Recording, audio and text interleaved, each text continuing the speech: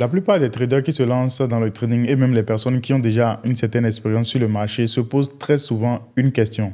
Et cette question me revient aussi très fréquemment. Il s'agit du nombre de parités ou d'actifs qu'ils doivent trader pour espérer parvenir à la rentabilité. C'est une thématique, c'est un sujet qui revient très souvent. J'imagine que vous aussi, vous avez déjà entendu ces questions-là. Des personnes qui viennent vers vous pour dire, ben, combien d'actifs je dois trader pour réussir dans le trading? Comment je dois m'orienter vers cet actif? Ou bien quels sont les critères sur lesquels je dois me baser pour choisir tel actif? Ou bien même mieux, certaines personnes font de façon plus persistante en te disant de leur dire les noms, de leur nommer les parités sur lesquelles toi tu gagnes le plus d'argent et parce qu'elles espèrent qu'elles-mêmes vont gagner directement de l'argent sur ces mêmes actifs. Donc moi, j'ai envie, au cours de cet entretien, de savoir, vous, quelles sont les méthodologies que vous appliquez, quelles sont les parités sur lesquelles vous travaillez, et ces parités sont au nombre de combien, ces actifs, et comment est-ce que vous avez pu les sélectionner, comment est-ce que vous avez pu en arriver là. Et est-ce que cela vous permet vraiment d'atteindre vos objectifs que vous êtes fixés en les choisissant dès le départ? Donc, je ne sais pas si Chabel a quelque chose à dire ou Chunis. Bon, moi, je pense que déjà, ça varie d'un trader à un autre. Chacun a son expérience. Je connais des traders qui travaillent avec une seule parité et arrivent quand même à faire de bonnes performances sur le long terme. Donc, toi, tu penses qu'un trader peut se concentrer sur un seul actif, une seule parité? Oui. Et réussir sa carrière de trader? Réussir sa carrière, oui, je pense vraiment. Et il y a encore des traders qui ont pas mal de parités, qui travaillent avec pas mal de parités, qui ont une dizaine de parités, 5 ou plus, et qui s'en sortent très bien. Moi, j'ai 6 parités sur le Forex et 2 actifs sur les volatilités. Et voilà, je ne trouve pas d'inconvénient à ça.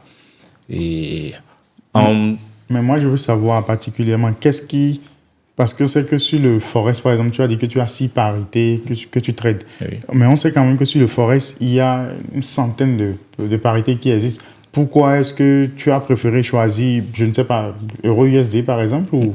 Oui. Euro-USD. Bon, pourquoi tu as choisi par exemple Euro-USD au détriment de GBP, NOK par exemple, un truc comme ça? En ce qui concerne le choix des parités, je pense qu'on ne devrait pas se lever et choisir une parité au hasard. D'accord? Il faut d'abord tenir compte de la volatilité de cette parité, du spread et tout ce qui va avec. Et voilà, parce que si déjà sur une parité, il n'y a pas de la volatilité, c'est-à-dire il y aura moins d'opportunités. Donc, plus il y a de volatilité, plus il y a d'opportunités. Donc, il faut tenir compte de tout cela pour choisir ces parités. Donc, ton approche, c'est beaucoup plus orientée vers les parités sur lesquelles tu pensais trouver le plus d'opportunités. Et donc, tu as pu faire le tri et dégager les parités qui te permettaient donc de trouver les meilleures opportunités plus fréquemment. Voilà. Ok, donc toi, tu n'as pas envie de te reposer. Non. Le repos, non. Tu n'as pas envie de te reposer. Le repos, non. C'est vrai que je me repose, mais pas tellement. Ah oui? Et ça n'impacte pas ton trading? Non, ça n'impacte pas. Ça n'impacte du tout pas. Soit je suis sur le Forex, soit je suis sur les volatilités. Maintenant, s'il n'y a pas d'opportunité, puisque ce n'est pas tout le temps que j'ai d'opportunités sur ces parités. Voilà, donc, s'il n'y a pas d'opportunité, voilà, je trouve une autre chose à faire. Petite parenthèse, entre le Forex, le marché des volatilités, tu as gagné plus d'argent sur quel marché? Je dirais volatilité. Parce que sur les volatilités, les choses vont vite. En disant ça, tu es conscient que les gens qui regardent cette vidéo vont rapidement déserter le Forex? Bon, je ne leur conseille pas de laisser le Forex parce que le Forex, entrer dans le Forex, je pense que tu apprends plus. Oui, tu apprends plus.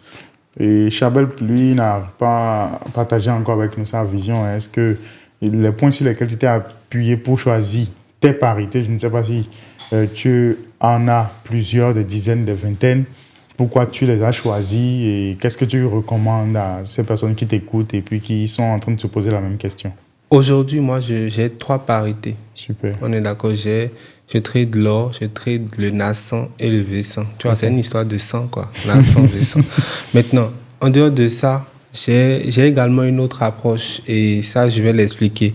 Moi, je fais de l'analyse technique, purement de l'analyse technique. Et moi, ma façon de voir les marchés, avec ma petite expérience que j'ai quand même remarqué que peu importe la paix, il y a de ces fois où des paix ne nous donnent pas. Déjà, pour trader sur les marchés, il faut avoir une méthode et il faut avoir une stratégie. Il faudrait qu'à un moment T, que les éléments de ta stratégie soient présents avant que tu ne puisses passer à l'action. Donc, moi, j'ai remarqué quand même qu'il y a des moments, cette paire-là qui t'offre les meilleures configurations. Pendant un bon moment, il n'y a pas de configurations assez intéressantes pour que tu puisses te positionner. Voilà. Tu connais les cartes, les jeux de cartes? Oui, oui. Tu vois, moi, j'ai une méthode et ma méthode, c'est simple. Je procède à ce que j'appelle le bolage.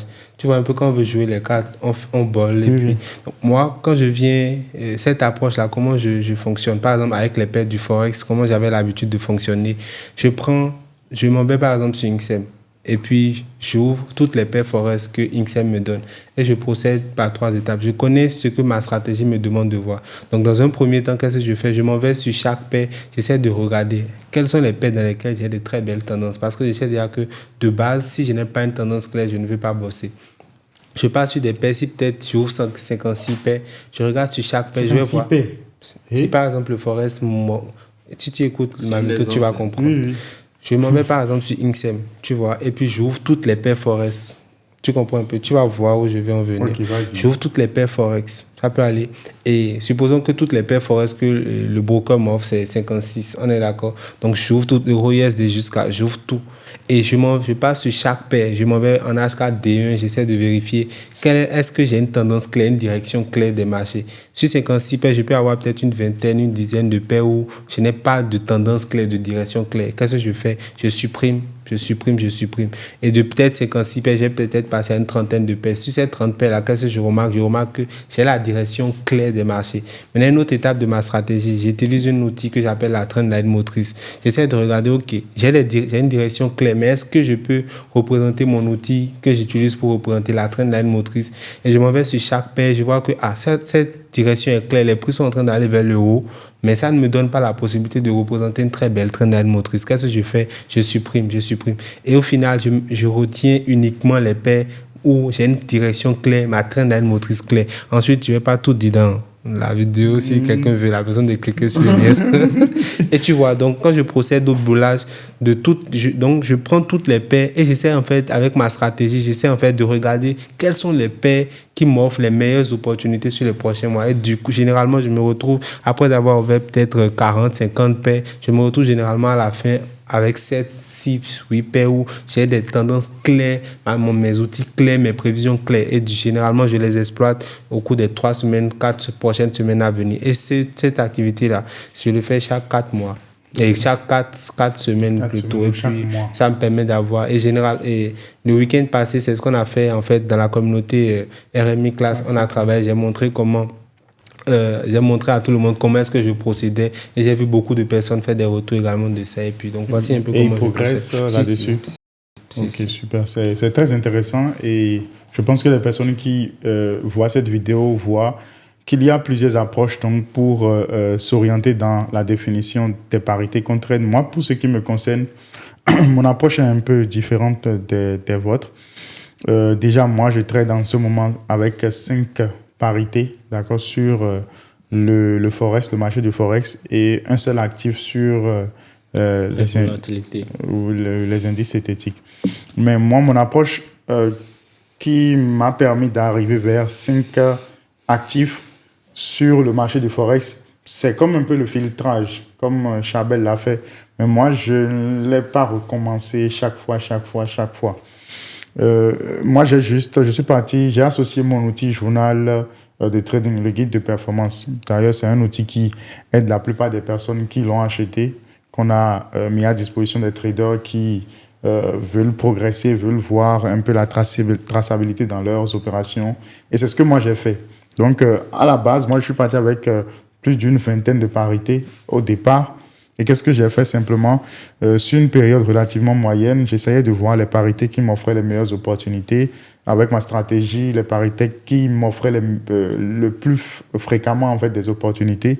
Et j'éloignais et puis je supprimais simplement les actifs qui ne me donnaient pas quelque chose d'intéressant. Donc, au fil du temps, parce que je n'avais pas envie de trader avec beaucoup d'actifs. Donc, au fil du temps, je me suis retrouvé aujourd'hui avec 5 parités simplement sur le Forex et un seul actif sur les indices synthétiques. Et les 5, en fait, c'est les 5 qui m'ont offert pendant une durée relativement longue les meilleures opportunités. Donc, pour revenir à ce que tu disais tout à l'heure, est-ce qu'avec simplement un actif, est-ce qu'on peut s'en sortir sur le marché? Je suis d'avis avec toi. D'accord? Même je pense qu'avec un seul actif, on peut s'en sortir. Et je ne vais pas cacher que depuis, moi je fais le trading depuis bientôt 8 ans, enfin depuis 8 ans. Et je ne vais pas cacher quand même que lorsque j'ai découvert par exemple l'actif FaceSense sur le broker Derive, les trucs se sont très vite passés et puis très bien aussi passés. Et c'est certaines garanties que je n'avais pas. Sinon, j'allais simplement me concentrer sur cet actif parce que ça m'a permis de gagner beaucoup d'argent.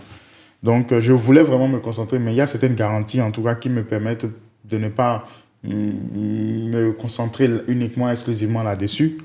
Donc, pour les personnes qui m'écoutent, d'accord, et qui sont en train de voir cette vidéo et qui se demandent est-ce qu'il faut trader les mêmes parités que moi pour gagner autant d'argent que moi? Est-ce qu'il faut trader les mêmes actifs que Charbel? Est-ce qu'il faut trader les mêmes actifs que Junis? Je pense que c'est relatif d'une personne à une autre.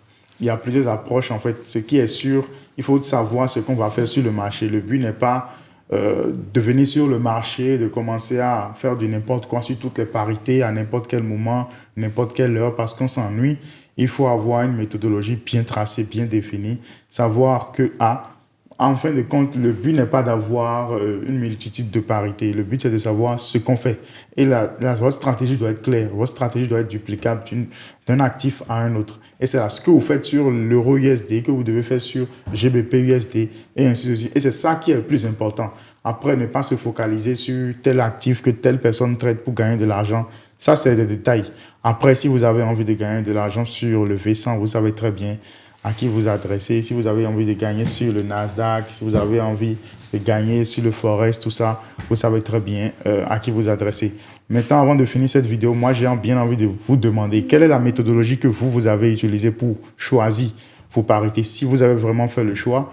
Et si vous n'avez pas fait le choix, qu'est-ce qui vous empêche de faire le choix? Partage avec nous ton expérience. N'oublie pas de t'abonner, commente et on se revoit à très vite.